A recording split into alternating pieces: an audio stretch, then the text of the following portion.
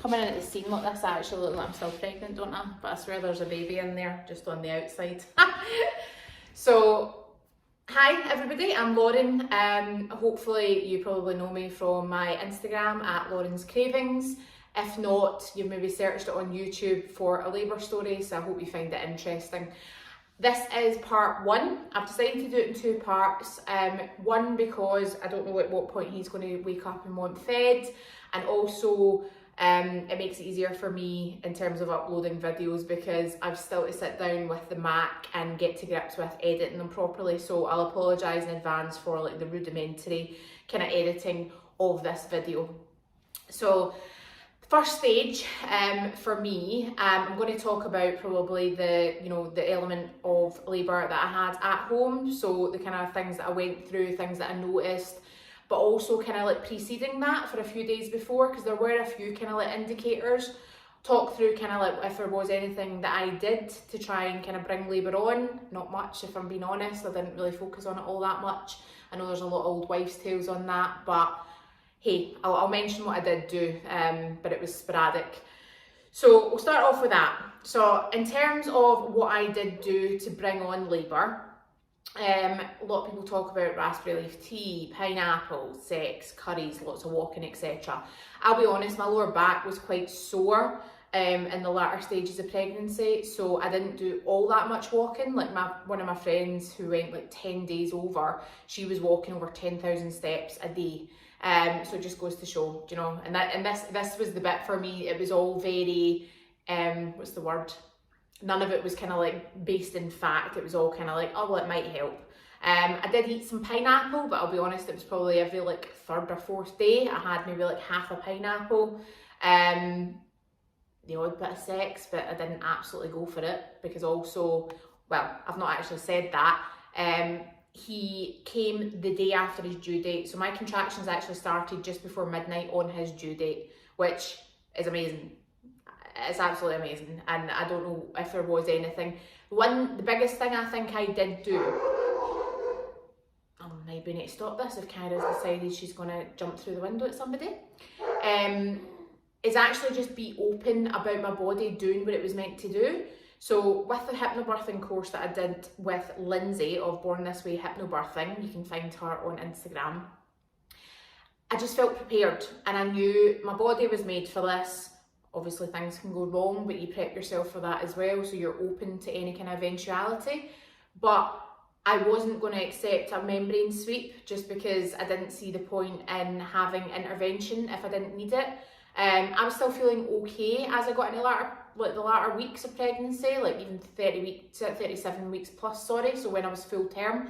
As much as I felt big and, you know, it was a wee bit more laborious to move, get up off the couch, turn over in bed, I didn't feel that bad that I wanted to try and artificially bring it on.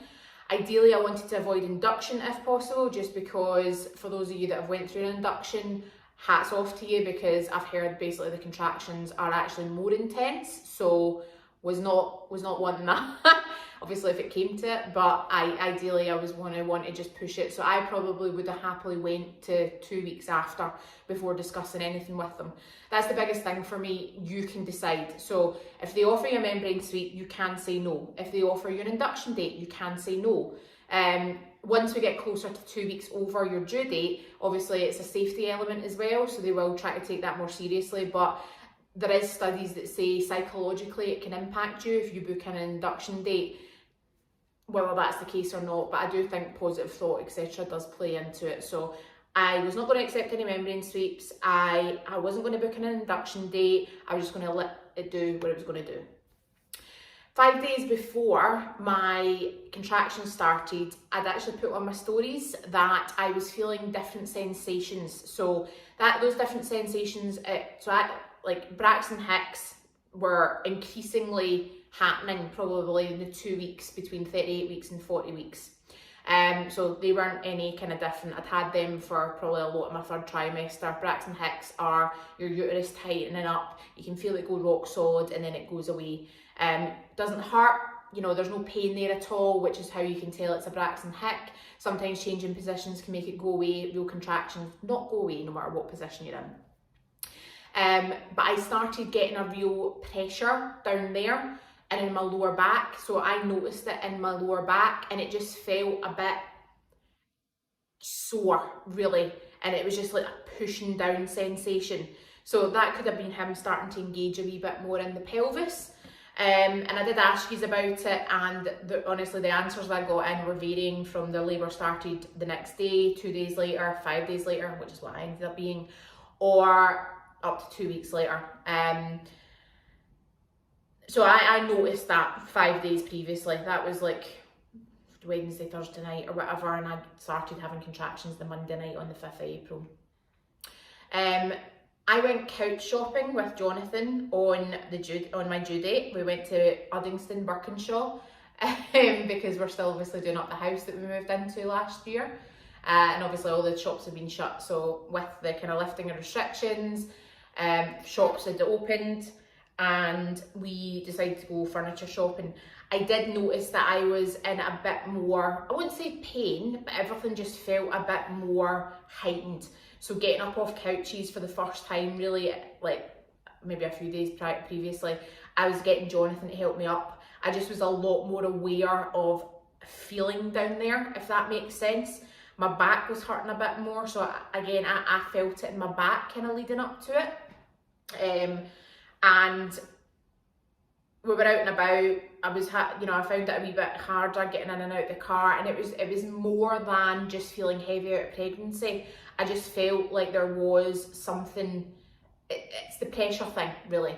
But at this stage, I wasn't feeling any contractions, I wasn't feeling anything, or what I perceived to be. Went to bed that night, because third trimester takes it out of you, and also I'm like a granny. But I went to bed about 10 o'clock, and I woke up probably about 11:30, and felt what, now I don't get period pains, but I understand what people say now when they say period pains, but it basically started in my lower back, and it was like a band around my lower back and kind of came round to the front, and it was like what I can imagine people saying is period pain. And I was just like, I think this might be it, because I've never had that sensation before. And I was just like, right, okay, leave it. So that was on my due date. Again, amazing. Such a punctual little thing, like his mum, certainly not like his dad. And I thought, right, okay, everything that I have read and seen and watched and everything say that early labour can go on for a while. I hadn't lost my mucus plug, there was no waters at that point, and I've lost my train of thought. Yeah, so basically, and they say just try and sleep if you can in early stages, because it could go on for a couple of days, right? So tried to get back to sleep, woke up at 12:30 again with the pain, and I was like, yeah, I definitely, this, it was kind of coming, and I woke, like, I think I'd been kind of like dozing, and I'd felt a couple of them. Probably in an hour, I'd maybe only had about 3, 4 max, right? So you hear that you're meant to work up to contractions being like, I think it's like 4 or 5 in a 10-minute period, right? They're meant to be like 2-3 minutes apart. And there you go, my first hour, I was lucky if I was getting 3, 4 in an hour, right? So seriously spaced apart. And I was like, no, but I think this is what it is, right? So basically I ended up going up to go to the toilet at that point, and as I got up out of bed, there was like free-flowing liquid, but not a lot at all, right? Literally a dribble. But it did drip down onto the floor, right? So when I tell you what the kind of, when I phoned Triage, what they said, because they were like, oh, well, it can be discharge, blah, blah, blah, and I was like, discharge doesn't drip onto the floor, but anyway. So as I was walking round my bed to go to the toilet, I was like, I think my waters have gone, right? And bearing in mind at this time, no mucus plug, they also call it the bloody show, etc. And that can happen days before. Went through the toilet, wiped, and there was actually a bit of blood. And I was like, right, I think this is my mucus plug. Now, at that point, I was like, right, I think it's waters, I think it's the mucus plug, this is good. So I think I'm early stages. I went upstairs because me and Jonathan weren't sleeping in the same bed, pregnancy pillow, this is who I was sharing my bed with. And went upstairs and said to Jonathan, just to let you know, I think I'm in early stages. I don't want you to get up just now because it could go on for ages. There's no point in him losing sleep. And I was like, I'll keep you. And the biggest bit for him was he had a physio appointment at 8 o'clock in the morning, and he really needed to attend it because he'd had a numb big toe and he couldn't walk properly in one after exercising, right? So he was like seriously wanting to make that appointment, and I was like, he probably still could if this goes on for a while, right? First baby, blah, blah, blah, it's going to take a while. So went back downstairs, he'd went back to sleep, and I thought I'll phone my assessment and let them know, and just, you know, inform them that, you know, you're meant to phone up and just kind of say that you think you're in labour, etc. So phoned up and I let her know, and they basically said, but are you sure it's your waters, because it can be additional discharge when you lose your mucus plug. And I was like, I think it is though, because it was free flowing liquid, albeit there hadn't been that much more. So they encourage you to put a pad on. Also to check like obviously the colour of your waters, because if there's any black in it, which is meconium, which is like baby's first poo, they make you go in straight away because it's kind of showing that the baby's in distress. It should be totally clear. Also the kind of blood, they don't want blood in the waters, they just want, you can tell obviously if it's your mucus plug, because it's kind of like almost kind of like jelly dischargey type things. So I'd put a pad on and it wasn't particularly wet, so it started making me doubt it, and I was like, But again, I dripped onto the floor, so I was like, I think it is. So when I phoned them and they were like, right, okay, well, you're probably very early stages of labour, and I'm like, yeah, probably agree with that. And mucus plug, obviously that tends to go, for most people, I think, days before they actually end up in serious labour, right? So they were very like, you know, so I was meant to be going to the Midwife Led Unit at Paisley, as you all probably know. And they said the Paisley Midwife Led Unit had been shut because the midwives had to come down and help in the labour ward, you know, the consultant led labour ward, because of how busy it was, right? And I was like, oh great, wonderful. And they were like, but probably by the time that you're actually needing to come in, that's the whole point. I said I was doing hypnobirthing. They were like, the whole point of hypnobirthing is you stay at home for as long as possible. And I was like, yeah, no.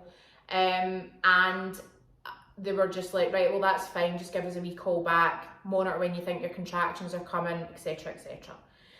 So probably about 2 o'clock at this point, I tried to lie back down and the contractions were coming closer, probably still only maybe about like 1 every 10 minutes at this stage.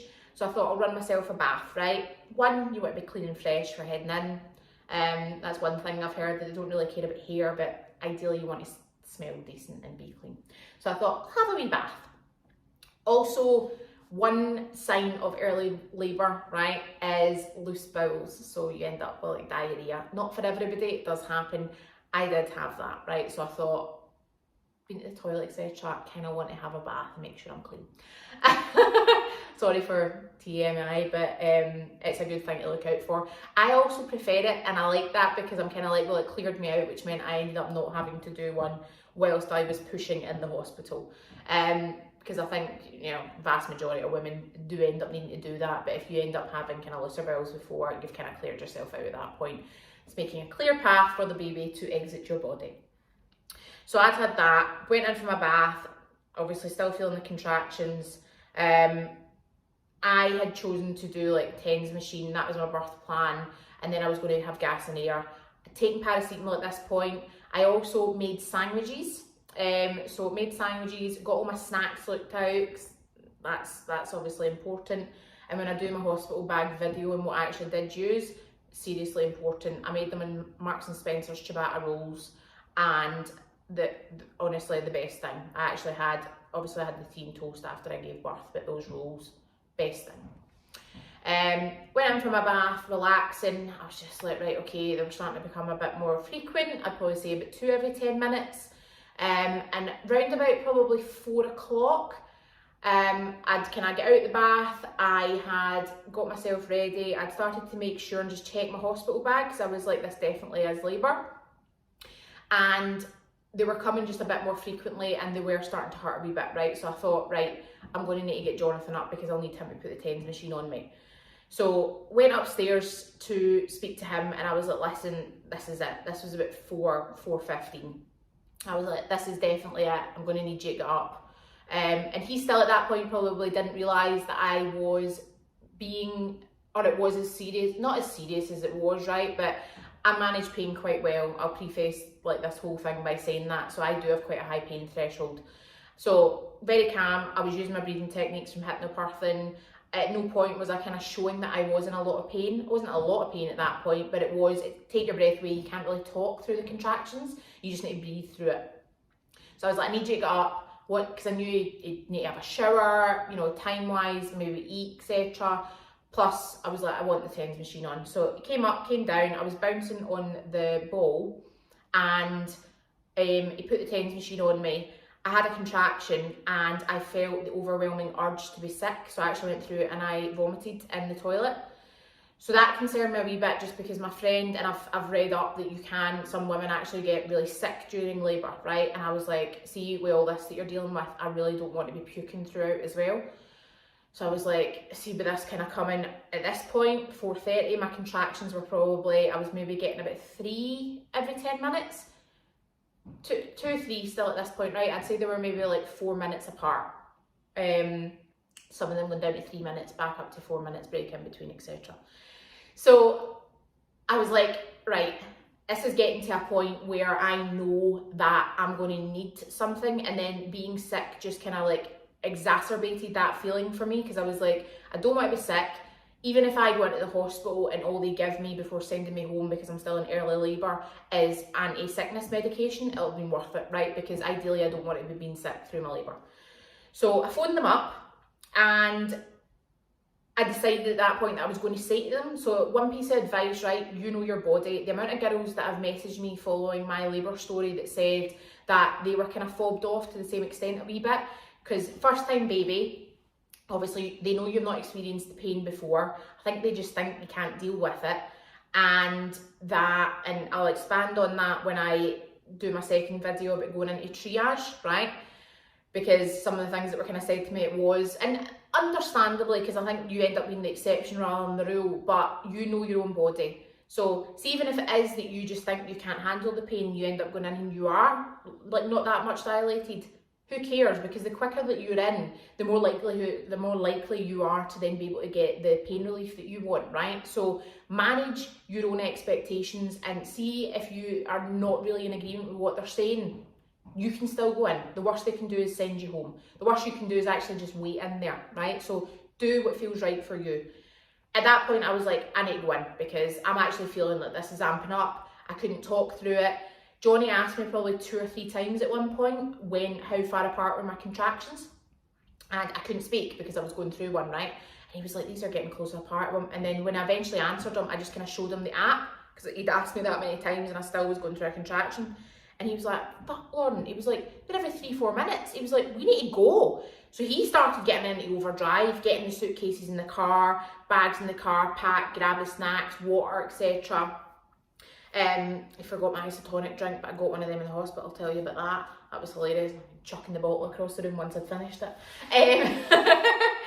But he started, and at this point, so sorry, I've kind of skipped ahead. So I phoned my assessment again. Now bear in mind, I spoke to them about 1:30. I'd only been having contractions before midnight, so they're probably like, she's on one, right? Can I deal with pain? And I phoned them again at 4:30. And she was just like, oh, we're really busy. They reinforced again how busy they were, and I was like, that's fine. I told her about being sick and how close my contractions are, and she basically said, now you're wanting to focus on the peak of the contraction, because that's the bit that's doing the job, right? And they were trying to discourage me from coming in, right? Because I think, understandably, it'd been a few hours. The likelihood of my scenario, which you probably end up or already know, is low, right? It's not common. So they're probably just thinking, keep it at home, she just needs to manage it. I told them I was coming in. So instead of talking to them about it and letting them influence my decision, I said, I'm coming in, right? And they were like, right, okay. So, best thing I can say to do, you know your body. If you know that you are at your limit or getting close to your limit, or knowing that, just make the decision. And again, the worst they can do is send you home, make you wait longer, make you wait without your partner, but at least you're in there, right? And I'm so glad I've done that, because the amount of girls that told me that they were fobbed off and they let them fob them off end up either giving birth at home The amount of women in a similar scenario to me, like, obviously there isn't loads and loads and loads because it isn't overly common, but I'd say there was probably about 5 or 6 girls that were like, my labour story was the exact same. We allowed them to fob me off, and I ended up having to give birth at home, and the paramedics ended up having to come and recover and then take them to hospital. One of the girls actually gave birth in triage because she had got to the point of pushing in, which was the same as me, but luckily I'd kind of got them to inspect me at that point. So I just said that I was going. So Johnny kind of like bundled everything together. I get in the car, I've got the 10s. The joy of the whole thing, I'd still let them convince me to a certain extent I must have been early labour. So I was keeping the 10s quite low down because I'm thinking, God, I've got ages to go here. I can't like ramp it right up because I don't want to max out and then have nowhere to go. I should have been doing it, but anyway. Couldn't really talk. I can't really remember the drive into Paisley because I was trying to just focus on my breathing. Still managing that quite well at that point. And yeah, that's pretty much it. So I've hit my 20-minute limit. That's all that I can really think. So I was sick, it felt like period pain, it felt like bands of pain kind of going round. I did use a contraction timer. You could probably just use the timer on your phone, to be honest. I know a lot of people kind of stand by the apps, but maybe it's just because mine went so quick. I was like, I didn't feel there was a point. And also my contractions didn't, so see the whole labour, they say they're aiming for like 45 contractions in 10 minutes, i.e. up to about 22 minutes apart. My contractions never got closer than 3-4 minutes apart. So not everyone is the same, hence why I'm saying listen to your body. Another girl I speak to, Rachel, Mama Murray on Instagram, hers was the same. So she never got more than like 3 contractions in a 10-minute period. And this is why when I talk about in my next video about like going into triage, she was like, I mean, they're not that close together yet. Meanwhile, I ended up getting to a point in the triage room that I felt I needed to push. So one size does not fit all when it comes to labour. You know your own body, you know your own pain threshold. Take all that into consideration and do what feels right for you. The next interesting bit is obviously going to be when I get into Paisley. So I arrived into Paisley probably about 6 AM. So just before midnight, 11:30 to 6 AM, there were 6.5 hours in, not very long at all. And I will tell you in part 2 what happens next. And he's stayed asleep for that duration. So I am so chuffed, guys, that I've managed to pull some time. It's only 20 minutes to actually get some time to do this video. If you have any other questions about early stages, I'm sorry I can't really help much more in terms of like, you know, like one of the questions, was it painful, right? I found it manageable, but everybody has a different pain threshold. I found the TENS machine really beneficial because it distracted me from the pain. My friend didn't like it because she just felt like it was actually giving her more pain. But I can't recommend it enough. It really helped me in those early stages. I got to 10 centimetres just with a TENS machine. So I was sick. Bear in mind that you can actually end up being sick and vomiting throughout your labour. They can give you anti-nausea meds, so keep that into consideration. And is there anything else that I want to discuss? So yeah, I won't be editing this out, by the way, because I'm not wanting to edit with a baby. I'm really sorry, so hopefully you don't mind this kind of format. Didn't lose my mucus plug until I was actually in labour and contracting. Didn't break my waters until then as well. And yeah, that's so it was all very quick, all very efficient. If it's not efficient, I don't do it. And I hope you have enjoyed first stage. If you have any questions, leave it below. Drop me a message on my Instagram at Lauren's Cravings. And I hope you enjoyed. I've probably said that about a million times. I'm really sorry, baby brain. And I will upload part 2 hopefully in the next few days. Fingers crossed for me. And this is the exciting bit about triage, because there was a lot of really funny conversations and the fact that they didn't believe that I was actually as far along as I was. So that moment was quite funny. So I look forward to sharing that with you. All right, see you later, guys. Thanks.